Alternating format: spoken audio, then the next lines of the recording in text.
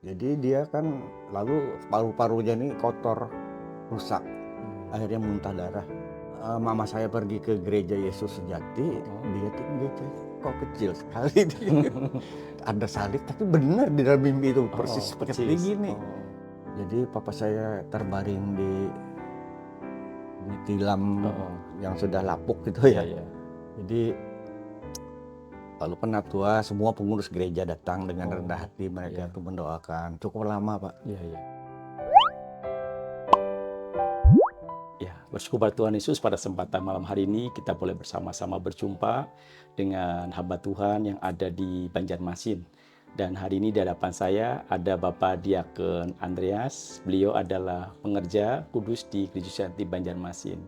Dan pada malam hari ini kita bersama-sama mendengarkan satu buah kesaksian perjalanan hidup daripada Bapak Diakon Andreas, terkhususnya bagaimana papa, mama beliau dan sekeluarga bisa percaya Tuhan Yesus dan masuk di Gereja Sejati Banjarmasin. Selamat malam Pak Diakon. Selamat malam Pak Pendeta. Hari ini ya kita bersama-sama mendengarkan nih cerita satu buah perjalanan hidup yang luar biasa daripada orang tua Bapak Diakon Andreas. Bagaimana bisa masuk ke Gereja Sejati atau percaya kepada Tuhan Yesus. Ya, saya persilakan Pak Diakon mungkin bisa ya menceritakan bagaimana awal mula papa mama Pak Diakon bisa percaya Tuhan Yesus dan masuk di Sejati. Terima kasih atas kesempatannya. Di sini saya secara langsung aja ya. Jadi berbicara tentang bagaimana saya bisa masuk Kristen ya dari orang tua tentunya. Jadi awal ceritanya begini, orang tua saya itu kan bukan agama Kristen, apalagi masuk gereja Yesus Sejati. Dia dengar Kristen aja udah enggak, ya hatinya juga sudah menolak lah. Jadi pada suatu hari papa saya ini kan saking dia tuh nggak yakin, nggak percaya Yesus, ternyata dia terpanggil. Jadi perjalanan panggilannya itu begini Pak. Pada suatu hari itu papa saya ini sakit keras. Jadi papa saya ini adalah seorang tukang kayu. Maksudnya tuh tukang kayu bekerja bikin mebel apa. Jadi setiap hari itu ya kerjaannya ngisap debu. Jadi oleh karena keseringan ngisap debu, jadi dia kan lalu paru-parunya ini kotor, rusak, akhirnya muntah darah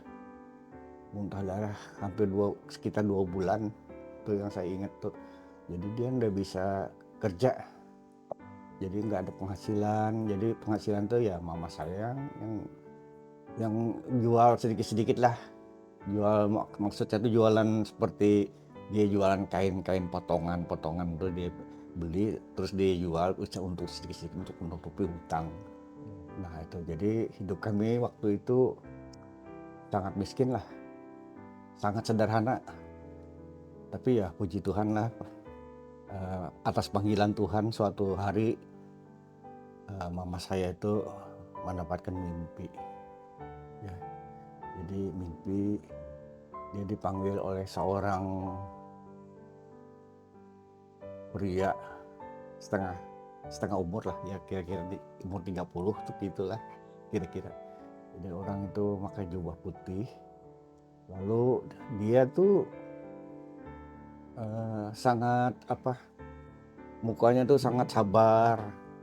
Jadi dia panggil orang tua saya, mama saya. Waktu itu papa saya kan masih sakit kan, dia kan nggak tahu dalam mimpi itu mama saya yang dapatkan yang mimpi itu. Jadi dia ceritain, mama saya tuh nggak cerita juga sama orang itu, tapi orang tuh kayaknya mengerti gitu. Jadi dengan cara kode pakai tangan tuh dia panggil, maksudnya tuh kemari. Jadi mama saya ini juga nggak kenal orang, tapi orangnya baik, dia lihat tuh. Jadi dengan ada suaranya Pak. Jadi dia gimana ya, panggil itu mama saya itu nurut aja, dengerin aja. Iya, iya. Nih sini, kamu pakai kok seperti kode tuh Iya. pergi ke sana. Di sana tuh ada rumah, di atasnya tuh ada nih Tanda salib. tanda salib itu. Oh, iya, iya. Jadi orang tua saya ini, mama saya ini kan nggak tahu juga tuh apa itu, kayak gereja tapi kecil sekali ya. Pergi ke sana, di sana ada kesembuhan, Oh, nanti suami kamu akan sembuh, iya, iya. tapi asal kamu datang ke sana. Di sana ada pelayan yang di rumah itu bisa melayani dan didoakan ya, lengkapnya begitu. Jadi sesudah itu dia permisi hilang. Oh, Mama saya terbangun. Jadi mama saya ini terbangun ya, dia udah ngerti. iya. Jadi tanya tetangga kanan kiri muka belakang nggak tahu. Sebab di lingkungan mama saya tinggal itu, waktu saya masih kecil itu ya, Iya. itu kan orang Banjarmasin, orang Banjar. Iya, iya, iya. Jadi ada orang hulu sungai, orang berabai kandangan, tapi orangnya juga hidup sederhana lah, bikin Iya. kue dijual. Kalau laku syukur, kalau nggak laku ada sisa dibagikan. Iya. Termasuk saya dapat bagian. Iya, iya. Jadi saya makan. Heeh. Nah, puji Tuhan saya bilang. Tapi nggak ngerti puji Tuhan dulu tuh nggak tahu. Oh, nggak tahu. Siapa Iya. Tuhan itu siapa nggak tahu. Iya. Jadi saya jadi kalau saya flashback ke dulu ya, sebelum itu mengenal Yesus itu kan Iya. sering disuruh sembahyang pakai hio 3 ke rumah tuh sembahyang, minta kesugihan, Iya. minta apa berkat. Ternyata susahnya tetap aja berkatnya nggak ada gitu. Iya. jadi susah juga ya waktu itu. Iya. Jadi saya waktu itu nggak ngerti apa-apa. Nah setelah mama saya tuh mimpi, dia kebetulan di belakang rumah, tinggal di belakang rumah penatua Mami. Oh, Mabengsang itu. Penatua Mabengsang ya. Ya, jadi dia Tanya. ujuk-ujuk ya, kenapa bisa ke sana? Itu rupanya Tuhan juga yang menunjukkan ke rumah itu. Oh. Tapi awalnya kenal nggak sama Penatua Ma? Nggak kenal juga. Oh, nggak kenal. Tapi bisa masuk ke rumah situ. Rumahnya Penatua Ma ya. Jadi tanya aja. Iya. Ini dia tanya tuh, karena dia tuh namanya penatua, orang tua kan. Jadi dia tanya, mama saya itu tanya, saya tadi malam tuh ada mimpinya begini, melihat seorang pria tuh, nah tapi dia nggak tahu kalau itu Tuhan Yesus, nggak tahu dia. Jadi setelah ceritain sama penatua tuh, penatua tahu dia langsung, dia berhikmat orangnya. Iya. Dan lagi orangnya kan pengalaman, tua sudah. Jadi, oh kamu ini orang panggilan katanya. Iya. Jadi kamu ini boleh Sabtu ini kan hari apa tuh, lupa tuh saya waktu itu lah. Bukan hari Sabtu, kalau nggak Rebu, Selasa kan mungkin ya. Oh gitu. iya. Jadi Sabtu ini ada kebaktian. Oh.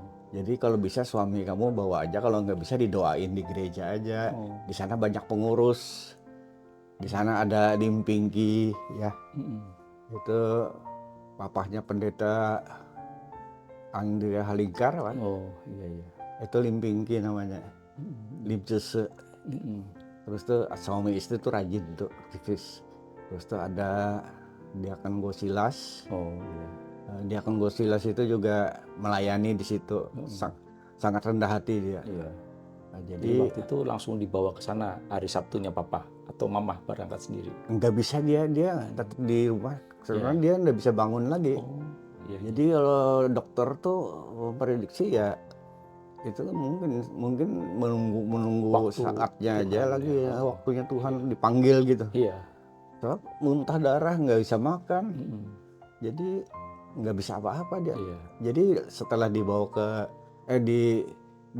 mama saya pergi ke gereja Yesus Sejati, dia di gereja kok kecil sekali. Ada salib tapi benar di dalam mimpi itu persis seperti gini. Bentuk fisiknya juga persis nggak sama? Persis Pak. Oh persis.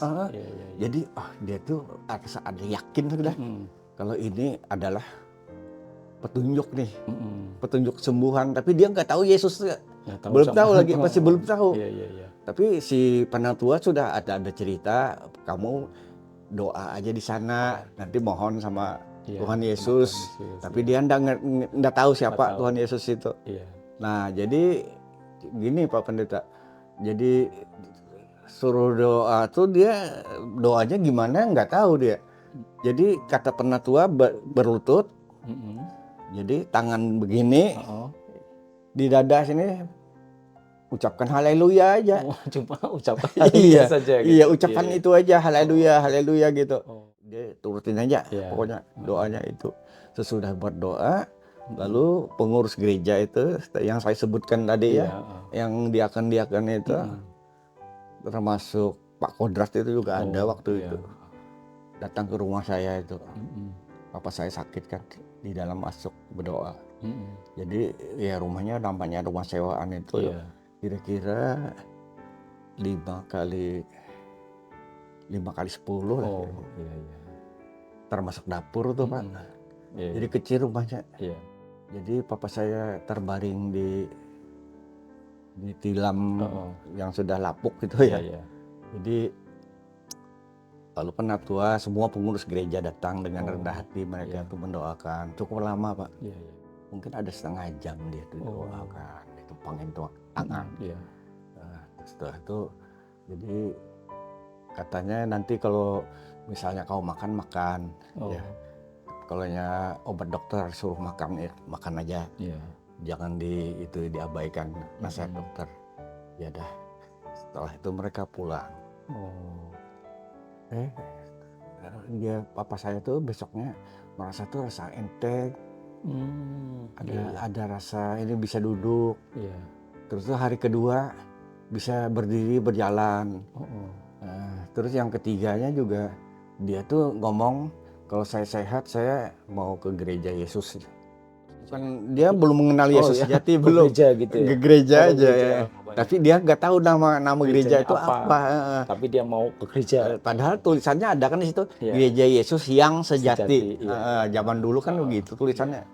Jadi setelah itu dia tidur. Mm-mm. Hari ketiga, aduh dia bangun Pak. Iya, iya, iya, iya.